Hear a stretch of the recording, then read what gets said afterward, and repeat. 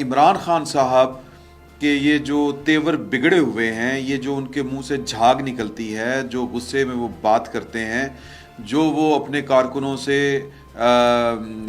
وہ ہٹلر کے سٹائل میں حلف لے رہے ہیں، وہ بیسیکلی اسی وجہ سے لے رہے ہیں کہ ان کو پتہ ہے کہ آگے مستقبل تاریک ہے۔ عمران خان صاحب جو ہیں وہ آج جو کچھ ہیں وہ پاکستان کے 2-3 جرنیلوں کی وجہ سے تھے، اور ان جرنیلوں نے طے کیا تھا، کئی دفعہ ہم باتیں کر چکے ہیں، میں ریپیٹ کر کر کے تھک چکا ہوں، لیکن کیا کیا جائے، پاکستان کی سیاست اس سے آگے نہیں بڑھتی، ہم بھی کیا کریں، کوئی نئی بات کہاں سے لائیں؟ تو سر امریکہ میں کھڑے ہو کے پاکستان کے سفارت خانے میں وہ ایک میسج لاؤڈ اینڈ کلیئر، یہ سر ایویں نہیں ہوتی، یہ جو ہوتی ہے نا اس طرح کے جو ایکٹس ہوتے ہیں یہ میسیجنگ ہوتے ہیں، یہ ایک راہ چلتے کام نہیں ہو رہا ہوتا، یہ باقاعدہ ایک منصوبہ بندی کے تحت جو ہے وہ میسج پاس کیا جاتا ہے۔ تو یہ جو میسج پاس ہوا ہے یہ ایک نیچرل جو ایک ہوتا ہے نا کہ بس وہ ہو گیا، بات ہو گئی، نہیں سر، بات سوچ سمجھ کے ہوتی ہے، اور کئین تلاش کیا جاتا ہے کس موقع کے اوپر کون سی بات کرنی ہے، یہی کام ہوتا ہے اور یہی فنکاری ہوتی ہے۔ تو انہوں نے کھڑے ہو کے اس جو پاکستان کا سفارت خانہ ہے امریکہ میں، وہاں پر جو ان کے ملنے ملانے والے آئے ہوئے تھے، تقریب تھی، وہاں پر انہوں نے غیر رسمی گفتگو کرتے ہوئے کہا کہ میں تو گھر جا رہے ہیں یار،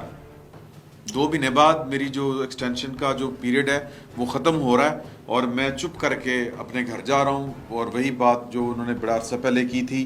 اور 12 اپریل یا 14 اپریل کوئی اس طرح کی تاریخ تھی، 12 اپریل تھا جب D G I S P R نے ایک مشہور زمانہ پریس کانفرنس کی تھی۔ اس پریس کانفرنس میں انہوں نے 2 ٹوک بتایا تھا کہ ایکسٹینشن نہیں لیں گے، اور اگر آفر بھی ہوئی تو نہیں لیں گے، تو وہ انہوں نے کہہ دیا کہ بھائی میں تو گھر جا رہے ہیں۔ اور پھر جو سب سے زیادہ عمران خان صاحب کے لیے خطرناک اور پورے پاکستان کے لیے جو خوش آئند بات ہے وہ انہوں نے جو کہی وہ یہ ہے کہ پاکستان کی فوج سیاست سے دور رہنے پر جو ہے وہ فیصلہ کر چکی ہے کہ خود کو سیاست سے دور رکھنا ہے، اور اس فیصلے کے اوپر وہ کاربند ہے۔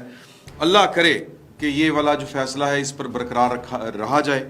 اور لیکن دیکھیں بات یہ ہے کہ ہمیں گراؤنڈ ریئلٹیز کو سامنے رکھتے ہوئے، پاکستان کی تاریخ کو سامنے رکھتے ہوئے، پاکستان کی فوج کا جو مزاج ہے کہ پاکستان کی فوج کس طرح ایکٹ کرتی ہے، پاکستان کی فوج سر ایک طرح ایکٹ کرتی ہے، اس میں کوئی دو رائے نہیں ہے۔ اندر کھاتے وہ کوئی کچھ بھی کر رہا ہو، کسی کی خواہش کچھ بھی ہو، لیکن پریکٹیکلی یہ ممکن نہیں ہے کہ چیف آف آرمی سٹاف جو ہے وہ جس سوچ کا حامل ہو۔ سر یہ دنیا بھر کی افواج جو ہوتی ہیں وہ، اور خصوصاً پاکستان کی، دنیا بھر کی افواج کا مجھے نہیں پتا، دنیا بھر کی افواج جو ہے وہ قانون کے مطابق کمانڈ کو کرتی ہیں، مطلب فالو کرتی ہیں، اور جو کمانڈ ہوتی ہے وہ کبھی بھی قانون اور آئین سے باہر نہیں گئی۔ یہ جو ترقی یافتہ ممالک ہیں، امریکہ، برطانیہ، جی اس طرح کے جو ممالک ہیں جن کی ہم مثالیں دیا کرتے ہیں، فرانس وغیرہ اس طرح کے، تو لیکن پاکستان میں معاملہ یہ ہے کہ پاکستان میں جو فوج کی کمانڈ ہے، جو چیف آف آرمی سٹاف ہوتا ہے، وہ اگر فیصلہ کر لے کہ میں نے آئین کو پلٹانا ہے تو فوج جو ہے وہ پلٹا دیتی ہے، نو ایشو نو مسئلہ۔ وہ قوم پھر وہ جناب وہ ایڑیاں رگڑتی ہے، پھر وہ جناب جنرل ضیاء الحق صاحب کو ٹینشن دیتی ہے، جنرل پرویز مشرف صاحب کو ٹینشن دیتی ہے۔ فوج کا ایک مزاج ہے کہ ان کے آرمی چیف نے جو کہہ دیا وہ ہو جانا ہے، یہ ان کا مزاج ہے۔ اور اس وقت چونکہ آرمی چیف پاکستان کی سیاست سے انہوں نے سیکھا کہ پاکستان کی سیاست سے دور رہنے میں ہی پاکستان کی بھلائی ہے، پاکستان کی فوج کی۔ اگر پاکستان کی فوج سیاست سے دور رہے گی تو پاکستان چل جائے گا، ورنہ تو رک رک کے جس طرح چل رہا ہے پاکستان، اس کے بعد تو بیٹھنا ہی بنتا ہے۔ اللہ تعالیٰ معاف کرے، یہ ہم جتنی مرضی، میرا مطلب ہے وہ کہیں کہ منحوس بات منہ سے ہی نکالنی، لیکن سر جب کام منحوسوں والے ہم کریں گے تو پھر بات بھی تو وہی ہوگی۔ تو اعمال جو ہیں وہی جو ہیں وہ مطلب نتائج بھی اعمال کی نسبت سے ہی برآمد ہوتے ہیں۔ تو لہٰذا اس وقت آرمی چیف نے مطلب جو یہ چلا تھا معاملہ، اکتوبر سے انہوں نے فیصلہ کیا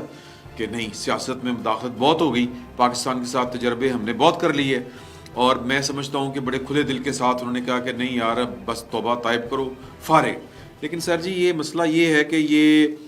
پالیسی رہنی ہے جب تک جنرل قمر جاوید باجوہ صاحب چیف آف آرمی سٹاف ہیں۔ اب 2 مہینے کے بعد انہوں نے ریٹائرڈ ہو جانا ہے، اگلا آرمی چیف پتہ نہیں کس کو لگایا جاتا ہے۔ ہمارے پاس جو اطلاعیں ہیں، میں اس کو زیادہ پولیٹیسائز نہیں کرنا چاہتا، لیکن ظاہر ہے کہ وہ سوچ سمجھ کے لگائیں گے. ویسے تو کہتے ہیں جب کہنا یہ چاہیے کہ گو ود دا بک جس کو کہتے ہیں, کہ بک کہتی ہے کہ سینئر بندہ جو ہوتا ہے یار سینئر ہوتا ہے, سینئر کو لگا دیں. وہ مطلب کہہ لیں کہ جب وہ بہیو اور طرح سے کرے گا, یہ میرا خیال ہے. تو اگر سینئر کو نہیں لگاتے, آپ کوئی تگڑم تگڑم کرتے ہیں, تو وہ تو نتائج آج تک اچھے برآمد نہیں ہو سکے. آپ دیکھ لیں, ایک اپوائنٹمنٹ اٹھا کے دیکھ لیں, آپ کو لگ سمجھ جائے گی. تو اب یہ اگین یہ وزیر اعظم کا اختیار ہے. وزیر اعظم پتہ نہیں کون سی سوچ کے ساتھ آرمی چیف لگاتے ہیں, یہ ان کا ثوابدیدی اختیار ہے. لیکن ظاہر ہے کہ ثوابدیدی اختیار بھی نیک نیتی کے ساتھ ہی استعمال ہونا چاہیے. اور نیک نیتی اس میں برکت اللہ تعالیٰ ڈالتا ہے کہ جب آپ اصول کی بنیاد کے اوپر فیصلے کرتے ہیں. اور اصول ذات نہیں ہوتی, وہ تو مفاد ہوتا ہے. اصول اور مفاد میں فرق ہی یہی ہے کہ اصول میں اگر ذات آڑے آ رہی ہو تو پھر ذات کو اگنور کر دیا جائے, اصول اپنایا جائے. اور یہی دنیا میں کامیابی کا راز ہے. جو قومیں ترقی کرتی ہیں, جو اصول پر چلتی ہیں, اللہ اور اللہ کے رسول نے تمام انبیاء کی جو تعلیمات ہے وہ یہی ہیں, تمام کے تمام انبیاء کی تعلیمات. YouTube پر گوگلی نیوز دیکھنے کے لیے youtube.com کی سرچ بار میں googly news T V type کریں. گوگلی نیوز کے پیج پر سرخ رنگ کے سبسکرپشن والے بٹن پر کلک کرنا نہ بھولیے. YouTube پیج پر اپلوڈ ہونے والی ویڈیوز سے باخبر رہنے کے لیے بیل آئیکن پر کلک کیجیے. آپ کو ہر نئی ویڈیو کے بارے میں نوٹیفیکیشن موصول ہو جائے گا.